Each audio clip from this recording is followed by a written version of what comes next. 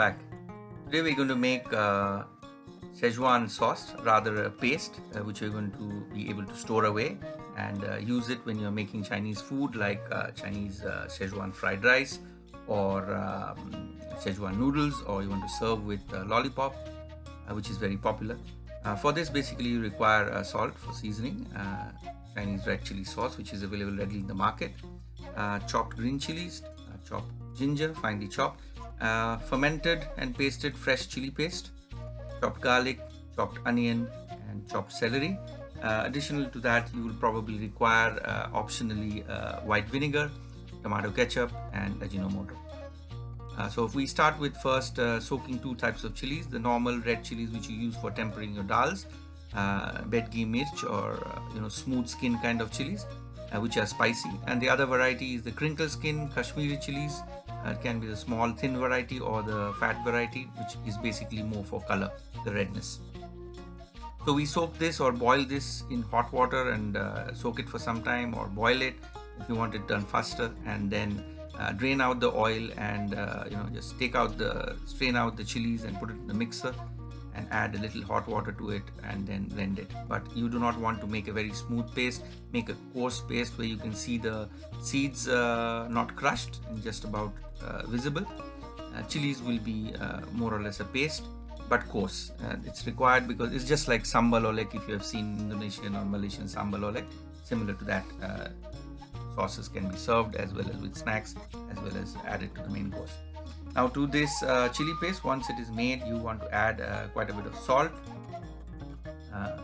Don't worry to become salty, because later you can adjust the seasoning, but more salt because you're going to ferment this for a day or two in a warm place, so that this chili paste fermentation is what gives the distinct flavor.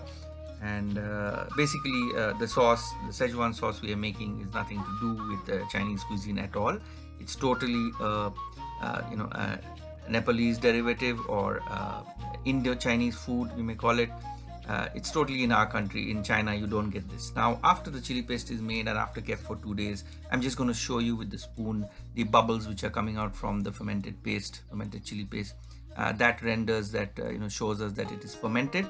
And you can also get a smell which is not of the raw chili paste. It's a fermented chili paste. What fermentation does, it sort of mellows the chili. The spiciness of the chili gets mellowed. It becomes less spicy. Now you want to just add a casserole or a non-stick pan pot, and it should be high-walled. It should be large, because the chili, as it cooks, the chili paste will splatter and fly all over. So that's the reason we want a high-walled, deep kind of pan.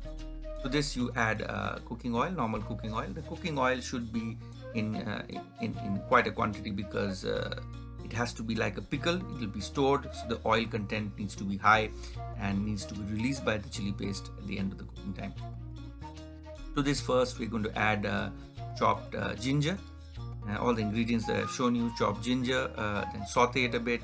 Let the moisture, each ingredient should have the moisture content lowered before you add the next ingredient. So we're going to add chopped garlic, then followed by chopped onion.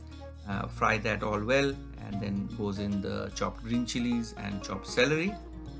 Celery is a very distinct flavor to Schezwan sauce, which I found it really gives a good flavor to the food that you make with it, as well as the dipping sauce. So while this is getting done, basically I'm going to tell you a bit about the Schezwan concept. Is basically a region in China, but they have nothing to do with this chili sauce that we are making in India. This is a very, very Indo-Chinese kind of a dish, and all the people who are coming in from Nepal and Far East kind of direction, borders to India, have these kind of sauces along with the dish. That's how the influences come in. Mingle with the Chinese community in India as well. Now in Schezwan region in China, there is no such thing, but they basically come with a Schezwan peppercorns, which is like a split kind of a fruit, very small tiny round fruits, dried up, and the seed comes out from inside when it splits. And these are what is used in more or less Schezwan cuisine to give their uniqueness, like Schezwan fish, but they're not red in color. They're, chilies, if they're used as tempering, are whole, not as a paste. And the Schezwan peppercorns give this kind of a numbness to the mouth. So when you eat, if you bite into them, your whole mouth will become, palate will become numb, and that's the effect of Schezwan. The other part of, if you go to a Chinese restaurant, if somebody takes you out and you visit them, then they will take you to a hot pot restaurant or a Mongolian fire pot restaurant where there's a chimney made out of copper, which has two divisions of a bland stock and a spicy stock. Now the spicy stock may have chilies whole, maybe a little bit reddish in color because of boiling effect of the chilies. It is done on your table on an induction. Used to be done before with charcoal, nowadays it's advanced. And the moment you have a corporate meeting or a lunch, it's a quick thing. So all the meats and vegetables and everything, noodles, are put raw in front of your pot, and you're supposed to dip them in the bland stock or the Schezwan stock and cook them and have them.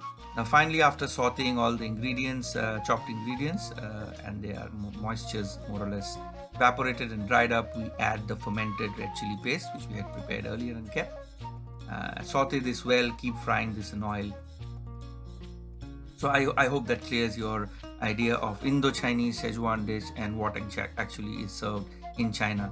In China, people not heard of this Schezwan sauce, and nothing resembles this as such, because that is what my experience when I visited China. So now the sauce is cooked well, and keep cooking it. Cover it for a little while to bring it to a simmer as it goes off simmer, and keep stirring, opening it. You want to close totally, because if you close the lid, the moisture will collect, condense, and fall back into the sauce. We don't want that. At this stage, I'm going to add some tomato ketchup to give the sweetness, because my children like sweet and spicy. You can also add it when you're making the dish as well. So, and then lastly, you add the red chili sauce. After this, you can optionally add Ajinomoto and vinegar. Vinegar is something which you can add, because if your chilies are still spicy, vinegar sourness can mellow it down further before storage, or you can add it to the dish when you're making it. So I'm just not going to add vinegar, because I already have the red chili sauce and tomato ketchup. The sourness has already come in. Ajinomoto you can add, or you can add later. The myth about Ajinomoto is that it's not healthy for you.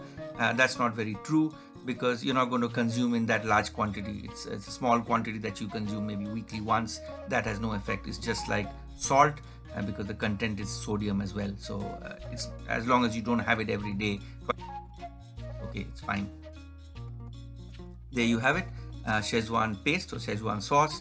Store it in jars and store away. Thanks for watching, and don't forget to subscribe, comment, and click share and like. Till next time, bye.